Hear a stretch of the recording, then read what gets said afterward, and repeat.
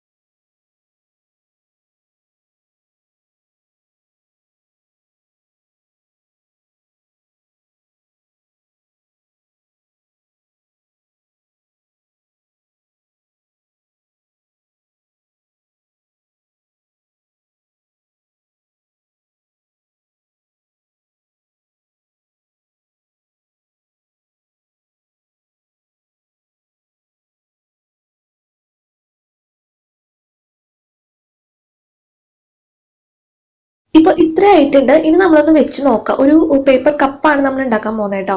അപ്പോൾ വെച്ച് നോക്കിയിട്ട് കപ്പിന്റെ ആവശ്യത്തിനുള്ള വട്ടം നമുക്ക് മതി. ബാക്കിയുള്ള ഭാഗം നമുക്ക് കട്ട് ചെയ്ത് മാറ്റാം. അപ്പോൾ നമുക്കിത് ഒന്ന് റൗണ്ട് ഷേപ്പിൽ വെച്ച് നോക്കുമ്പോൾ മനസ്സിലാവും എത്രത്തോളം വേണമെന്നുള്ളത്. അപ്പോൾ രണ്ട് സൈഡിൽ നിന്നും ഈക്വൽ ആയിട്ട് വെട്ടിക്കളയാം.